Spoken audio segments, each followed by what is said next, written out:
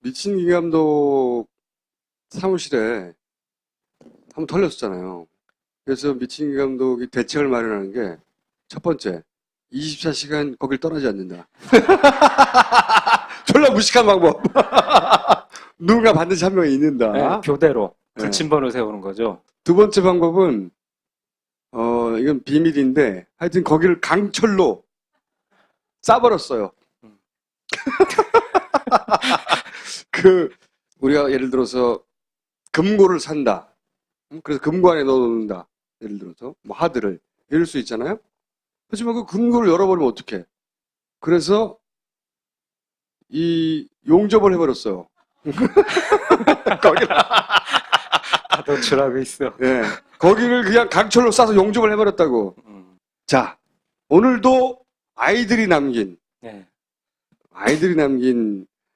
작은 단서에서 출발한, 그래서 찾다가 보니 큰 진실이 나와버린 경우예요. 2학년 3반 아이들입니다. 네. 선미에서 이제 놀던 아이들이 8시 반쯤 배 뒤쪽에서 많이 놀고 있었거든요. 사실 이 사진은 조금 일찍 발견했는데, 그래서 여러분에게 빨리 보여드리고 싶었는데, 철저하게 검증하느라고 드디어 검증을 끝냈기 때문에 오늘 보여드릴 수 있게 됐어요. 그 사진들을 받아서 이제 분석하기 시작했는데, 이 위치가 어디냐면, 이 아이들이 이 사진을 찍었을 때쯤에 배가 어디를 지나가고 있었냐면, 여기랍니다. 네. 요중. 인천에서 쭉 내려오다가 이제 꺾어지는 부분이에요. 제주도로 가기 위해서 여기 맹골도, 그 유명한 전자등대 있던 죽도, 그리고 저쪽에 서거차도, 그 사이를 오는 섬과 섬 사이의 중간이에요. 요 지점쯤을 지날 때 저 사진을 찍은 거예요. 그리고 요 즈음을 지날 때 무슨 일이 있었냐면은, 네, 처음 공개하는 건데요. 누락구간을 제가 파파이스 나서 4개를 공개했었어요. 뭐 1개가 있기도 힘들다, 뭐 이런 것 때문에 정부에서는 지금 공식적으로 1개라고 누락구간 얘기하잖아요. 근데 제가 4개를 공개했었는데 이번에 하나, 둘, 셋, 넷, 다 7개를 새로 공개합니다. 그러니까 정보가 AIS가 잘 이렇게 송신을 하다가 이제 송신을 안 한 구간이라고 한 것이 여기서 대거 발견됐거든요. 근데 7개가 지금 발견됐는데 정말 신기해요. 왜냐하면 46초에서 16초, 그 다음 또 46초에서 16초, 46초에서 16초, 46초에서 16초, 46초에서 다시 16초. 그 다음 패턴이 조금 달라져요. 2개는 45초에서 5초, 그 다음 45초에서 16초. 이게 왜, 사실 이거 하나 갖고도 조작이라고 뭐 거의 확신해도 될 정도인데요. AIS 데이터가 말하자면 정부 설명이 뭐냐면, 세월에서 AIS 데이터를 이렇게 날리려고 했는데 다른 수백 척의 배들이 막 이렇게 위에 공중에 날리니까 자기가 날릴 타이밍을 잃어서 30초 데이터 병목 현상 때문에. 네. 예. 그래서 못 날려서 누락 구간이 나온다고 하는데, 그런 되게 희귀하고 우연적인 현상이 동일 시간에 똑같은 46초부터 16초까지. 46초부터 16초까지. 30초간 쫙 이렇게 희한한 일들이 벌어지는 그 구간에서 찍은 사진이에요. 아셨죠? 찍은 위치가 어디냐면, 예. 선미거든요. 배 뒤편에 이 아래쪽에 엔진 설명을 미리 해드릴 텐데, 트윈 엔진 시스템이에요. 그러니까 9,000마력짜리 엔진 2개가 좌우에 2개가 이렇게 붙어 있어요. 한 6m 간격으로 갖고 붙어 있고, 이 스크루의 폭이 4점 몇 미터, 그러니까 굉장히 큰 거예요. 4점 몇 미터면 엄청난 스크루잖아요.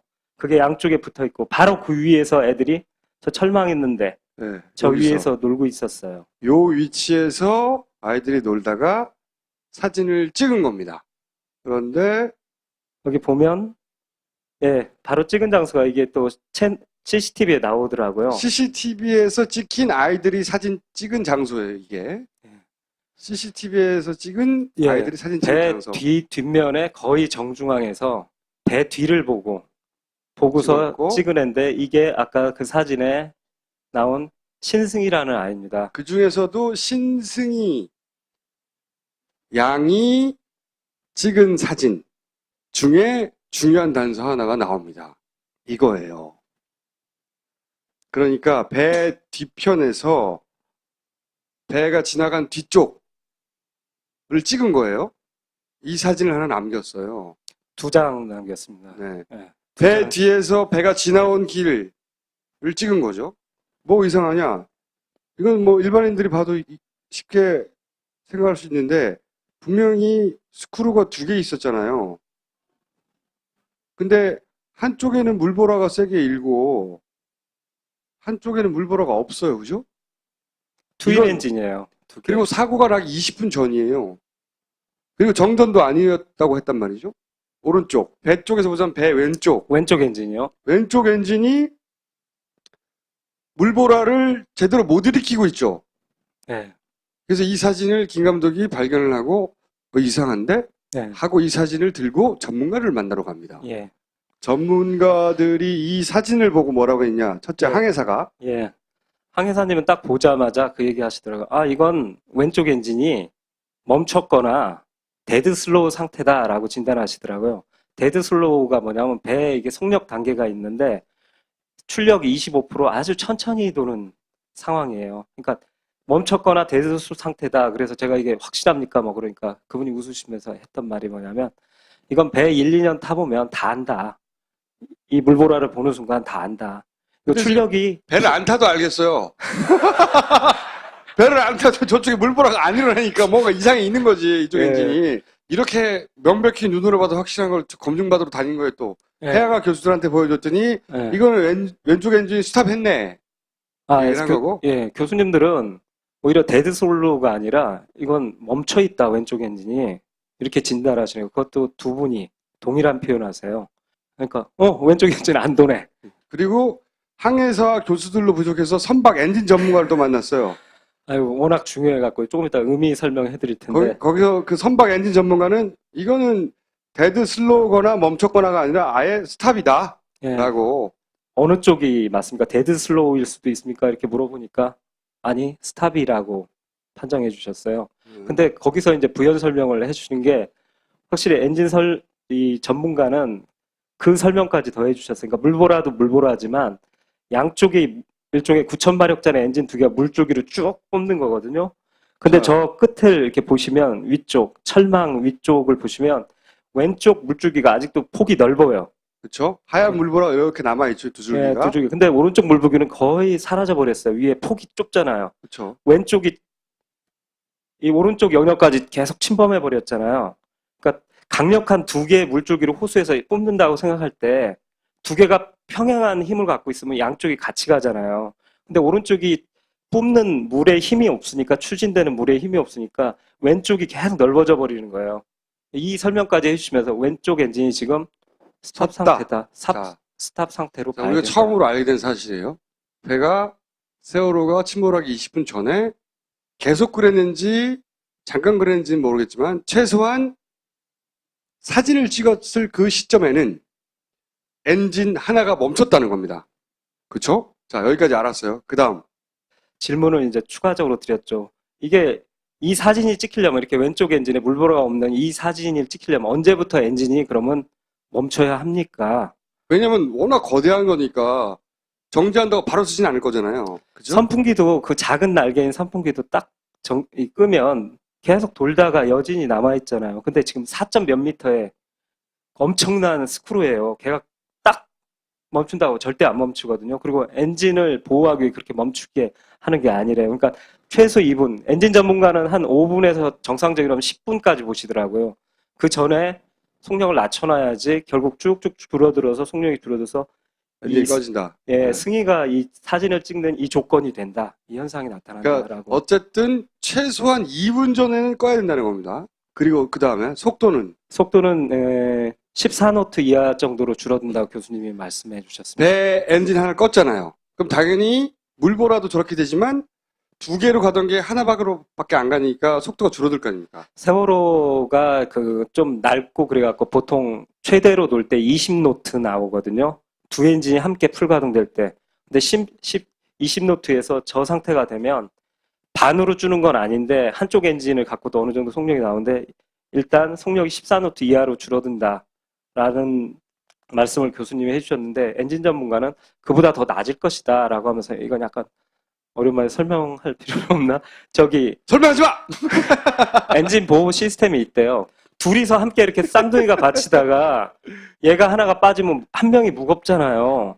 그걸 지탱할 수 없으니까 엔진 그 시스템에서 자동적으로 얘 속력을 줄여준대요. 그래서 엔진을 보호하기 때문에 속력이 더 줄어든답니다. 중요한 건 예. 이 배가 최고 속력을 못 내고 한참 줄어든다는 거예요. 네. 그죠? 이 사진으로 최소 2분 이전에 엔진을 껐고, 그리고 이 시점 이전에, 예. 그리고 그랬으면 배는 당연히 14 혹은 그 이하로 속도가 떨어졌을 것이다. 풀 속도가 안 나온다. 20노트, 이거요? 19노트가 나올 수가 없는 거예요.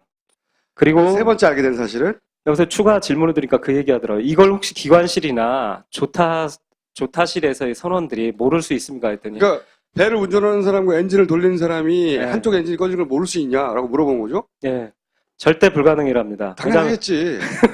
아니 차가 가다가 엔진이 꺼졌는데 그걸 어떻게 모를 수가 있어. 아, 그렇죠. 차에도 계기판이 있잖아요. 그 RPM 미터 있는 것처럼 여기 배에도 떡하니 위쪽에 계기판이 있다. 예, 왼쪽 엔진, 오른쪽 엔진, 요 RPM 회전수 계기판이 다 있어서 모르는 건 불가능하답니다. 그리고 왼쪽 엔진이 만약에 정상으로 이 레바가 두 개 있어요. 왼쪽 엔진 레바, 오른쪽 엔진 레바가 있는데 이걸 풀로 이렇게 가고 있는데 만약에 고장이 나서 왼쪽 엔진이 저 상태가 돼버리면 경보가 막 울린대요. 그러니까 네. 모를 수가 없다는 거예요. 그러니까 저렇게 돼 있을 때는 네, 일부러 그렇게 했다는 거죠. 남는 결론은 그밖에 없죠. 네.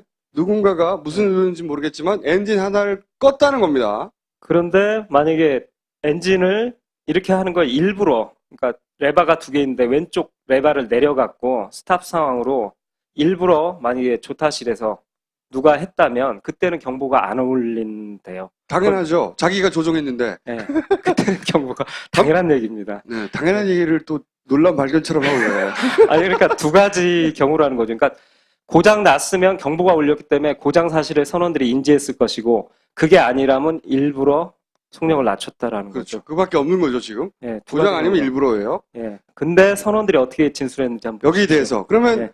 우리는 못 들었으니까 경보가 울렸을 수도 있잖아요. 그래서 선원들이 뭐 어떻게 얘기를 했느냐 봤더니 아, 제가 중요 말만 뽑았는데 항해사, 박한결, 기관장, 조타소, 조타소. 기관장이 되게 중요한데 이때 조타실에 이상하게도 이 선장 대신 기관장이 있었어요. 그건 저기 계속 알려진 사실인데요. 항해사하고 조타소 말고 기관장이 같이 있었는데 셋 다 정상이다. 이상 없었다. 그리고 기관장은 막 한마디로. RPM까지 말하면서 470이고 엔진 두 개 모두 정상이고 속력이 일정했다라고 거짓말을 하고 있어요. 그러니까 배를 운전하던 그 방에 있던 셋 다 네. 엔진은 안 꺼졌고 정속 주행을 정상적으로 하고 있었다라고 말했어요. 그러면 생각을 해보자고. 네. 여기서 배가 그런 속도로 어떤 속도로 어떻게 달렸는지를 기록하는 게 AI 정보고 레이더 정보잖아요. 네. 그것만 나오면 금방 들킬 거 아니야. 금방 근데도 탄로나죠. 그런데 이 사람들은 어떻게 자기가 거짓말한 대로 그렇게 자료가 나올 걸 어떻게 알았을까? 자, 그 다음 넘어가 봅시다. 이 정부 AIS 항적도가 발표했는데 이 구간, 요 구간에 정부가 발표한 상적도. 예, 앞뒤로 제가 1분씩 해갖고 3분을 따와서 스피드 데이터를 보여드리는데요. 19노트, 19노트, 19노트, 19노트, 19노트 나옵니다. 자, 불가능한 수치예요. 그 구간. 분명히 속도가 줄어들 거라고 했던 그 구간. 그 구간에 정부가 내놓은 AIS 상적 데이터는 속도가 떨어지지 않고 계속 정속을 유지했다고 나오는 거예요. 그러니까 조타수 3인의 거짓말을 정부 항적도가 오히려 AIS 항적도가 어떻게 보면 그 거짓말과 부합하는 거죠. 그렇죠? 이 상적도만 보면 선원들이 말한 게 맞아요. 저 사진이 없었다면 우리도 그게 거짓말이라고 입증할 수 없었겠죠. 근데 저 사진 한 장으로 많은 게 밝혀지잖아요. 엔진이 꺼졌다. 꺼지려면은 몇 분 동안 끄고 켜고 4분 이상은 분명히 속도 변화가 있었어야 한다.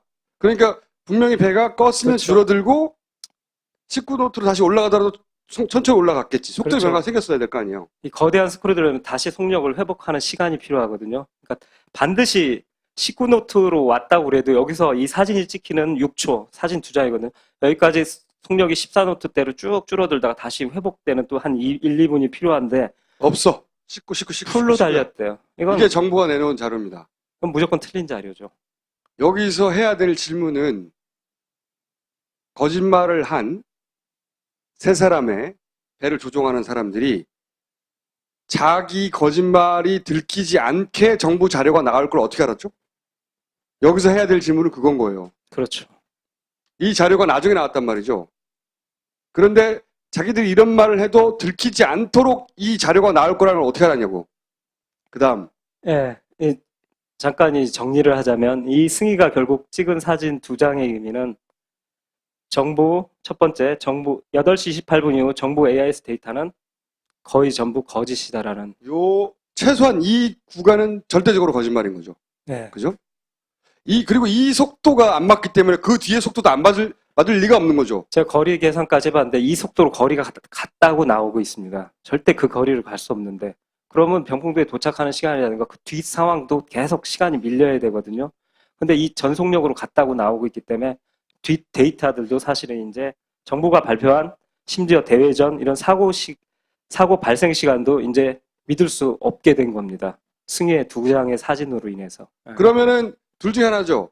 사고 지점에 더 늦게 도착하거나 속도가 느렸으니까. 아니면 사고 지점에 사고가 난 시간은 맞지만 그 중간이 와장창 우리가 믿을 수가 없거나 뭔가. 네. 둘 중에 하나잖아요. 사고 지점에 도착한 시간이 틀렸거나 사고 발생 시간이 아니면 발생 시간이 맞다면 그 앞쪽이 틀렸거나 둘 중에 하나밖에 없는 거 아니에요. 그런데 사고 발생 시간이 틀렸을 가능성도 이제 생각해 봐야 되는 거죠. 네. 그래서 사고 발생 시간이 틀렸다는 얘기가 아니에요. 중간에 데이터가 분명히 거짓인 게 확실하니까 속도에 관해서. 네. 거리도 그렇고. 배가 엔진이 하나 꺼져가지고 더 천천히 갔다니까요. 근데 지금은 더 빠른 속도를 기준으로 거기 도착한 시간을 나왔잖아요. 모든 그렇죠, 계산들이. 그렇죠. 위치도, 이 위치 데이터까지도. 그러니까 승희가 이번에 정말 큰 역할을 한 거예요. 저희들이 만약에 승희의 사진이 없었다면 우리는 이 선원들의 거짓 진술과 이 잘못된 항적을 다 믿고 아무 엔진 이상 없이 계속 병풍도 앞까지 갔을 거라고 속을 뻔했잖아요. 그렇죠. 지금까지 했던 것은 대부분 대회전 하기 전후 그 직전의 상황들을 주로 얘기했고 지금은 그 20분 전 얘기를 하고 있는 거예요. 근데 선원들은 정부 데이터가 그렇게 나올 걸 어떻게 알고 그런 거짓말을 했냐는 거야. 배짱 좋게요. 들키면 큰일 나는데. 네. 네. 그래서 이걸 발견하고 이제 다른 자료도 좀 이렇게 얻을 겸해서 연락을 드렸다가 저희 연출부가 갔다가 이 승희 어머니와 아버님을 뵙고 사진의 의미를 설명해 드렸어요. 네, 설명을 드리고서 인터뷰를 조금만 요청해서 연출부가 찍어왔습니다. 한번. 일반 그냥 뭐 촬영 것 때문에 전화하신 줄 알았어요. 근데 자꾸 이제 듣다 보니까 이 사진이 아주 좀 중요하다. 그러면 참 다행이다. 어떤 도움의 역할이 될 수 있다면. 그래서 이제 아내하고 또 승희 언니가 옆에 있어가지고 내가 이야기를 해줬더니 그 말 했더니 이제 바로 아내하고 승아로 또 울더라고. 이게 착곡할수록 정말 슬퍼요. 슬픈데 순간에 승희가 그런 사진이 있어서 도움이 될 수도 있다 생각하니까 속으로 또 한편으로 또 우리 승희가 미안하지만 역시 내 딸이구나, 정말 똑똑하구나 이런 생각이 순간에 살짝 지나간 건 사실이에요. 그래서 아 정말 이 기회에 정말 저게 정말로 중요한 증거가 돼서 밝힐 수만 있다면 얼마나 좋을까 그 생각하면서도 어떻게든 밝혀야지. 이렇게 증거들이 하나씩 나오는데 그냥 덮고 갈 수는 없을 것 같아요. 그냥 언젠가는 진실은 나올 거라고 믿으니까. 자, 두 번째. 아까도 얘기했죠. 조작을 어떻게 알았을까? 네. 이제, 그 얘기를 했는데 이제 그렇게 선원들이 거짓말하는 사례가 그거 하나겠는가 하고 찾아보기 시작한 거예요. 감독이 또. 네. 진실이 하나 발견되면 거기에 따라서 다른 앞에 그것들을 가리기 위해서 나왔던 어떤 것들을 이렇게 파헤치다 보면 이게 결합이 되면서 새로운 것들을 계속 발견하게 되거든요. 이게 조서를 보다가 이제 발견한 건데 그렇죠. 한번 거짓말 했다는 걸 알았으니까 그렇다면 다른 거짓말 하지 말라는 법이 없잖아 하고 뒤져보기 시작한 거예요. 예. 그랬더니 줄기차게 얘기했던 거 있잖아요. 예. 여기가 병풍도가 있어요. 예.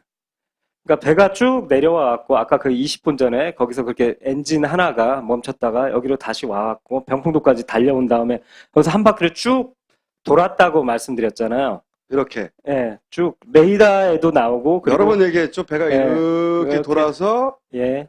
배 꽁무니가 예. 이쪽을 향하게. 예. 배 꽁무니예요, 여기가. 예. 예. 사진에도 예. 배 이렇게 한 다음에 꽁무니가 예. 이쪽을 바라보고 있죠, 병풍도를.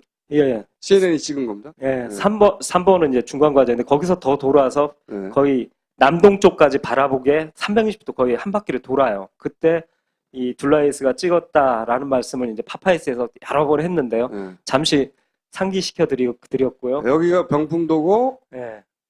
배 꽁무니가 이쪽이에요. 예. 배 앞쪽이 이쪽입니다. 네. 이해하셨죠? 네. 자, 그럼 선원들은 이 배 머리 방향에 대해서 어떻게 얘기했는가를 김 감독이 뒤진 거예요. 예, 조서를 다 뒤져봤습니다. 뒤졌더니 네. 자, 조타수는 뭐라고 그랬냐? 세월호 선수 방향은 어디였는가요? 뱃머리가 어딜 보고 있었냐는 거지, 질문이. 그랬더니 조타수가 이렇게 말합니다. 섬 쪽을 바라보고 있었다. 아까 다시 보시죠. 이쪽을 바라보고 있었죠? 섬을 바라본 건 꽁지예요, 꽁지. 근데 조타수는 섬을 바라보고 있었다고 얘기를 합니다. 반대 방향을 얘기한 거예요. 네. 네, 물타기 방지용으로 말씀드리는데 이 배가 남동쪽을 바라볼 때 여기서 가장 가까운 섬이 저기 추자도 위쪽에 복사도로 20km 밖이었고 보이지도 않고요. 그날 안개가 자기 말로 그래요. 저 시계가 3마일이었다 해도 5km 밖에 안 보였고 제가 주변 사진들을 보니까 진짜 7km 밖에 배들이 안 보여요. 그러니까 주변 섬에 보일 수 있는 섬은 병풍도밖에 없었어요. 그러니까 예. 이 사람은 첫 번째 거짓말을 한 거예요. 근데 이게 중요한 게 이게 4월 16일 5시입니다. 오후 5시. 사고 발생한 직후에. 이미 거짓말이 시작됐어요. 자, 그리고 2등 항해사도 세월의 위치는 어디였는가? 병풍도가 병풍도를 바라보고 있었다는 거예요. 이 사람도. 이게 4월 20일 아침, 사고 난 지 얼마 안 됐는데 이미 거짓말을 병풍도 바라보다 한 바퀴를 돌았다는 걸 속이고 있어요. 배를 운전하는 사람들은 자기 눈으로 본 거잖아요. 근데 사고가 났는데, 사고가 난 다음에 그 배가 어딜 가리키고 있었어? 그랬더니 섬을 바라보고 있었다고 얘기하는 거예요, 둘 다. 배는 정반대를 바라보고 있는데, 이거는 헷갈릴 수 없는 부분이잖아요. 헷갈릴 수 없는 부분인데 이 사람들이 사고 난 직후에 진술을 이렇게 한다고요. 예. 근데 정부가 발표한 행정도가 우리 계속 얘기했지만 섬을 바라보고 있었거든. 그러니까 바로 이 거짓말한 선원들과의 거짓말에 딱 부합하는 자료가 4월 20일 저녁 언론에 배포돼요. 이거는 이 두 사람이 진술한 다음에 나온 거예요. 정부 발표는. 자기들이 배 방향을 반대로 말해도 들키지 않을 거라는 걸 어떻게 알았죠? 승희의 사진이 나오죠. 승의 사진이 없었다면 그 선원들이 거짓말한 게 안 밝혀졌을 거 아니에요. 지금은 밝혀졌으니까 우리가 질문할 수가 있죠. 그 선원들은 정부가 앞으로 발표할 AIS 데이터가 자기들의 거짓말하고 일치될 것을 어떻게 알았냐고 미리. 굉장히 중요한 질문이고 사실 이거 답해야 되는 거예요, 정부가. 세 번째, 예. 여기서 또 한 발 더 나갔어요. 한 발 더 나간 것이 왜 엔진을 껐을까? 이런 궁금증 생기잖아요? 그리고 그걸 엔진을 왜 안 껐다고 했을까? 아니 뭐 예를 들어서 끌 이유가 있어서 껐다고 설명하면 되잖아요. 왜 그런 거짓말을 하냐고. 그래서 감독이 막 이런저런 추론을 하다가 부합되는 가설을 하나 발견했습니다. 간단한 얘기인데요. 배가 네. 돌아갈 때. 예, 배를 처음 딱 만들어 놓으면 오른쪽으로 탈을 맥시멈으로 핸들을 꺾어 놓은 상황에서 이 양쪽 엔진을 잘 이렇게 쭉 밀어대면서 한 바퀴를 쫙 돌아본대요.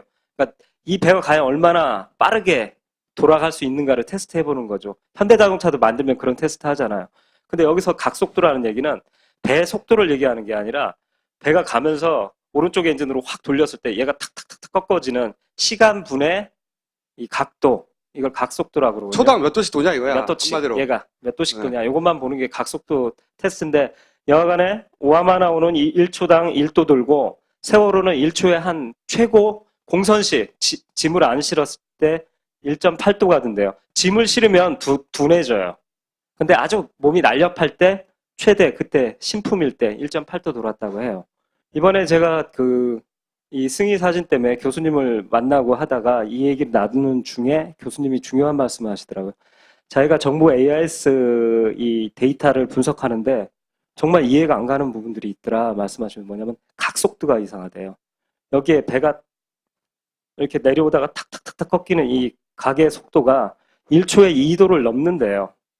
예, 그 순간이 몇 초가 지속된대요. 그러니까 가득 실어 과적이라는 건 다 방송에서 나왔잖아요. 그러니까 날렵할 때도 1초에 1.8도밖에 못 도는 한계를 가진 배가 가득 짐을 싣고도 1초에 2도 이상을 빨리 돈다는 거지, 이렇게. 팡팡 돌았다는 사실이 학자로서는 도저히 이게 이해가 안 간다라고 말씀하시더라고요. 그런데 그 교수님에게 김 감독이 발견한 엔진 꺼진 거 있잖아요. 네. 그걸 들이댄 거예요. 어떻게 들이댔느냐?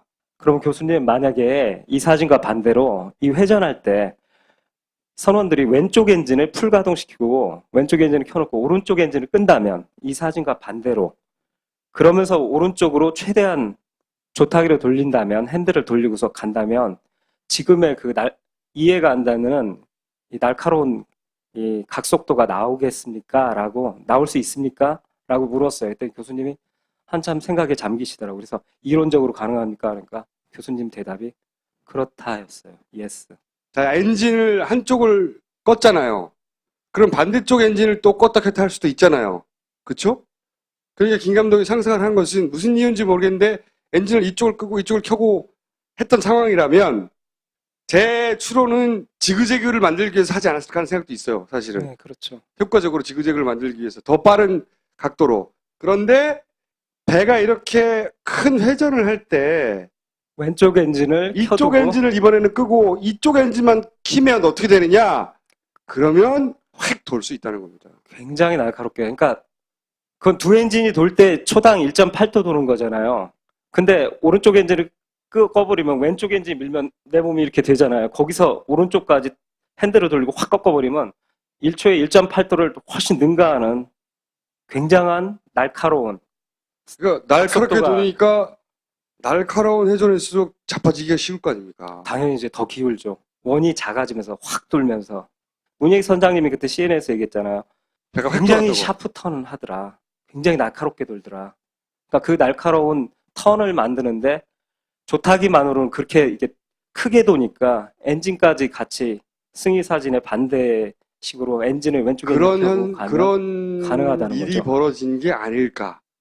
근데 이론적으로는 분명히 가능하다는 거죠. 가능하다는 거죠. 그러니까 엔진 한쪽을 끄고 한쪽만 켜서 배가 넘어지는 쪽을 밀어댄 거죠. 엔진이 말하자면. 네. 그러면 배가 이렇게 휙 돌 수 있다. 굉장히 날카롭게 돈다는 거죠. 요거 하나 설명드린다면 뭐냐면 사실은 이게 검증이 안 됐었거든요. 여태까지는 오른쪽으로 이렇게 내려오다가 도는 것만 얘기했었는데 저희들이 발견한 게 여기서 한 바퀴 돌았다가 나왔었잖아요. 그러면 여기에 대한 각속도는 사실 교수님들이 한 번도 검증을 못 해본 거예요. 도는 걸 몰랐으니까. 그래서 제가 이 레이더를 갖고서 각속도를 재봤는데 이게 초당 2.5도가 나와요. 그러니까 교수님은 초당 2도가 나온다고 해서 이거 어떻게 설명하지 이러고 계신데 이 CNN에 나왔던 이 날카로운 턴은 1초에 2.5도 더 날카롭게 돈다는 얘기죠. 그렇게 가능할 수도 있다는 게 이론적으로는 가능하다는 게 이 교수님의 이야기인 거죠. 우리는 그날 그 조타실에 있지 않았기 때문에 단정은 못해요. 그렇지만 이랬을 수 있다는 겁니다. 이제 그 가능성에 대해서 네. 생각해 볼 수 있게 된 거죠. 네. 그리고 이렇게 되려면 네. 이렇게 되려면 어떤 조건이 부합돼야 되느냐?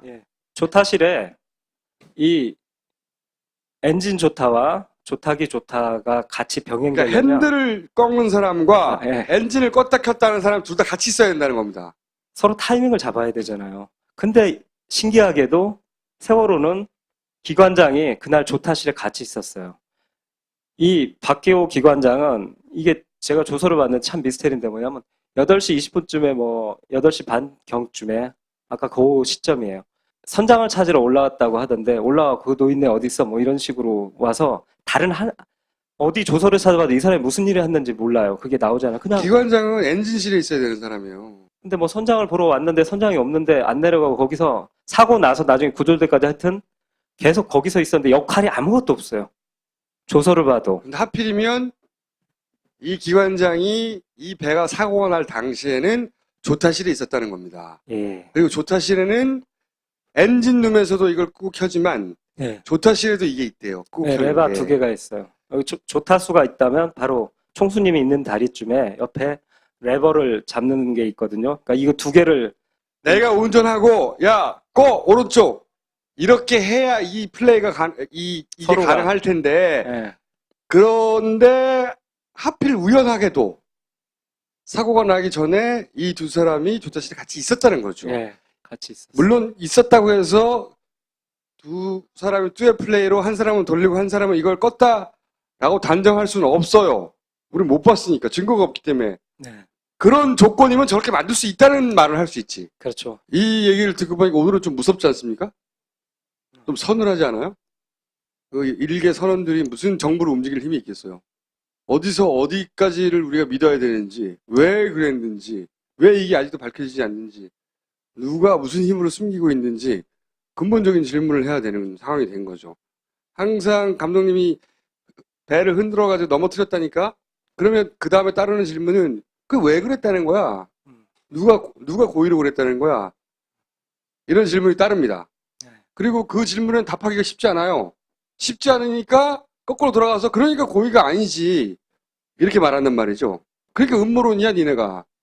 라고 말하죠. 그런데 이 뒤에 답은 나중에 하자고요. 잘 모르겠으니까. 그런데 이 앞에 부분은 명확한 거 아닙니까 이젠? 거의? 인텐션이 이런 내용들로 채워지게 될 거고 저희가 지금 14억까지 모금을 했어요. 25억이 목표입니다. 만들다 보니 돈이 많이 들어서 어디까지 진척이 됐습니까? 지금 조사 작업에 거의 최종 이제 모든 자료들을 퍼즐을 이제 맞추는 단계에 와 있습니다. 3D 검증 툴들은 거의 다 만들어졌기 때문에 이제 본격적인 작업을 하고요. 그리고 그 외에 아까 이런 아이들의 사진에서 나오는 것들이 있기 때문에 조서에서 나오는 거, 이 자료들이 쉽게 말하면 종합되는 단계예요.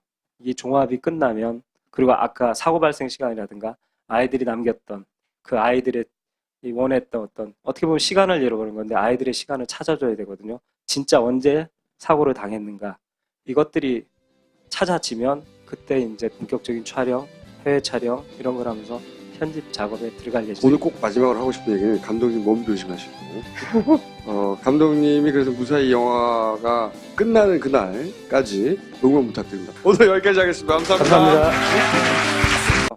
그게 양쪽에 붙어 있고 바로 그 위에서 애들이 저 철망했는데 네, 저 여기서. 위에서 놀고 있었어요. 요 위치에서 아이들이 놀다가 사진을 찍은 겁니다.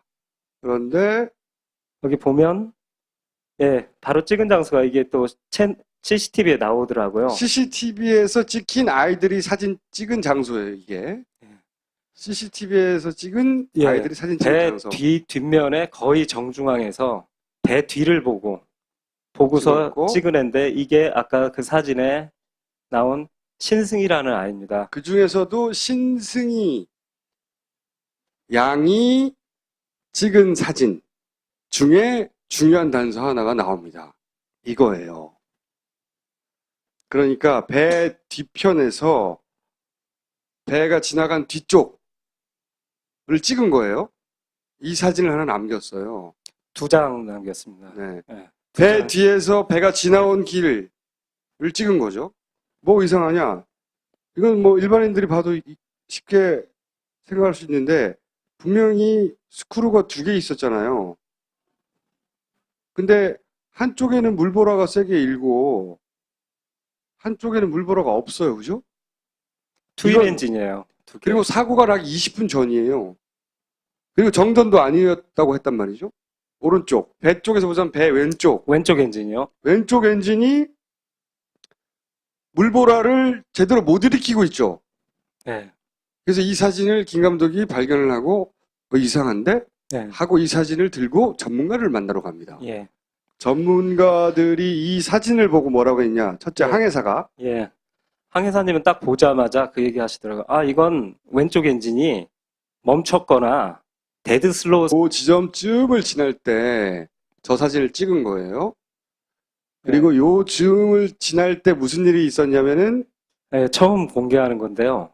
누락구간을 제가 파파이스 나와서 4개를 공개했었어요. 뭐 1개가 있기도 힘들다. 뭐 이런 것 때문에 정부에서는 지금 공식적으로 1개라고 누락구간 얘기하잖아요.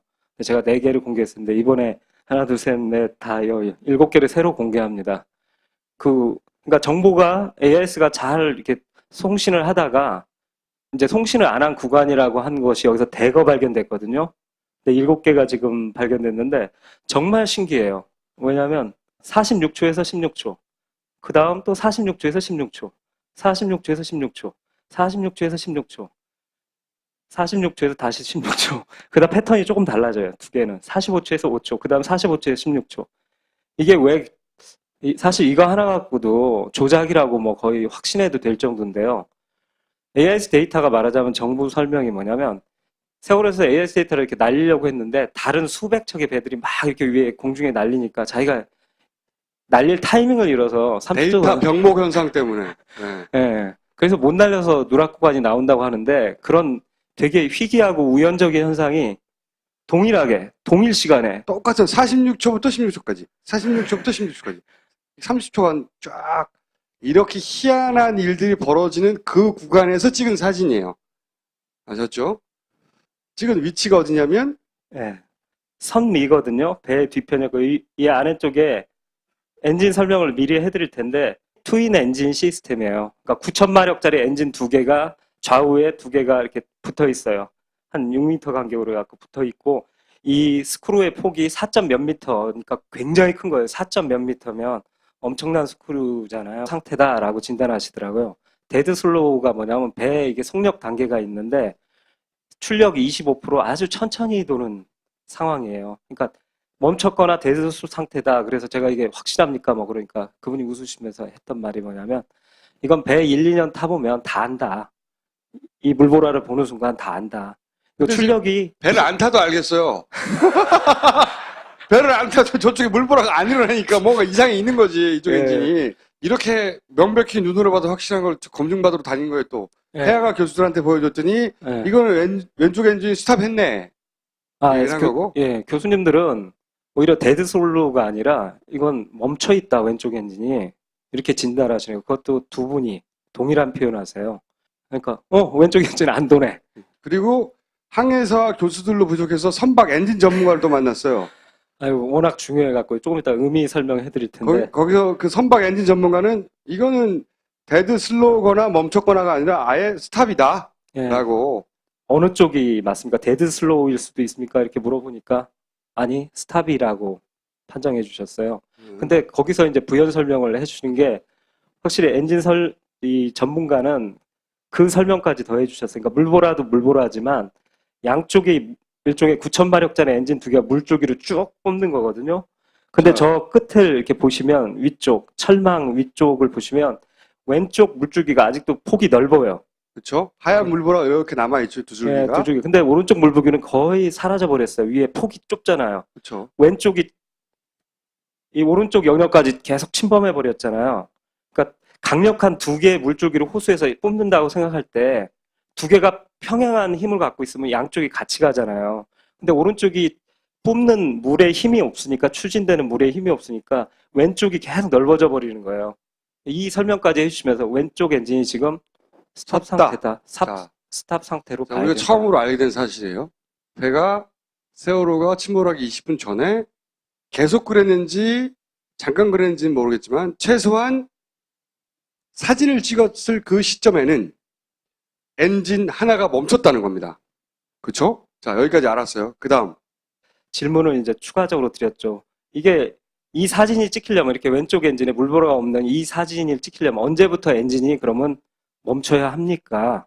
왜냐면 워낙 거대한 거니까 정지한다고 바로 쓰진 않을 거잖아요. 그죠? 선풍기도 그 작은 날개인 선풍기도 딱 끄면 계속 돌다가 여진이 남아있잖아요. 근데 지금 4점 몇 미터에 엄청난 스크루예요. 걔가 딱 멈춘다고 절대 안 멈추거든요. 그리고 엔진을 보호하기 위해 그렇게 멈추게 하는 게 아니래요. 그러니까 최소 2분, 엔진 전문가는 한 5분에서 정상적이라면 10분까지 보시더라고요. 그 전에 속력을 낮춰놔야지 결국 쭉쭉 줄어들어서 속력이 줄어들어서 엔진이 꺼진다. 예, 네. 승희가 이 사진을 찍는 이 조건이 된다. 이 현상이 나타난다라고. 그러니까 어쨌든 최소한 2분 전에는 꺼야 된다는 겁니다. 그리고 그 다음에 속도는 속도는 14노트 이하 정도로 줄어든다고 교수님이 말씀해 주셨습니다. 배 엔진 하나 껐잖아요. 그럼 당연히 물보라도 저렇게 되지만 두 개로 가던 게 하나밖에 안 가니까 속도가 줄어들 거 아닙니까? 세월호가 그 좀 낡고 그래갖고 보통 최대로 돌 때 20노트 나오거든요. 두 엔진이 함께 풀 가동될 때. 근데 20노트에서 저 상태가 되면 반으로 주는 건 아닌데 한쪽 엔진을 갖고도 어느 정도 속력이 나오는데 일단 속력이 14노트 이하로 줄어든다라는 말씀을 교수님이 해주셨는데 엔진 전문가는 그보다 더 낮을 것이다라고 미친 감독 사무실에 한번 털렸었잖아요. 그래서 미친 감독이 대책을 마련하는 게 첫 번째, 24시간 거길 떠나지 않는다. 졸라 무식한 방법. 누군가 반드시 한 명이 있는다. 네, 교대로 네. 불침번을 세우는 거죠. 두 번째 방법은 이건 비밀인데 하여튼 거기를 강철로 싸버렸어요. 우리가 예를 들어서 금고를 산다. 그래서 금고 안에 넣어놓는다. 예를 들어서 뭐 하드를 이럴 수 있잖아요. 하지만 그 금고를 열어버리면 어떡해? 그래서 이 용접을 해버렸어요. 거기를. 다 노출하고 있어. 예. 거기를 그냥 강철로 싸서 용접을 해버렸다고. 자, 오늘도 아이들이 남긴 네. 작은 단서에서 출발한, 그래서 찾다가 보니 큰 진실이 나와버린 경우예요. 2학년 3반 아이들입니다. 네.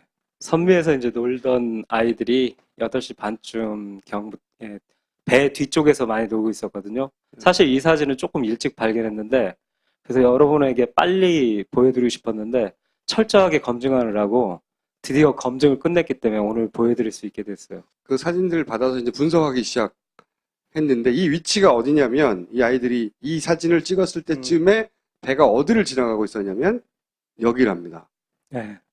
요중. 인천에서 쭉 내려오다가 이제 꺾어지는 부분이에요. 제주도로 가기 위해서 여기 맹골도, 그 유명한 전자등대 있던 죽도, 그리고 저쪽에 서거차도, 그 사이를 오는 섬과 섬 사이의 중간이에요.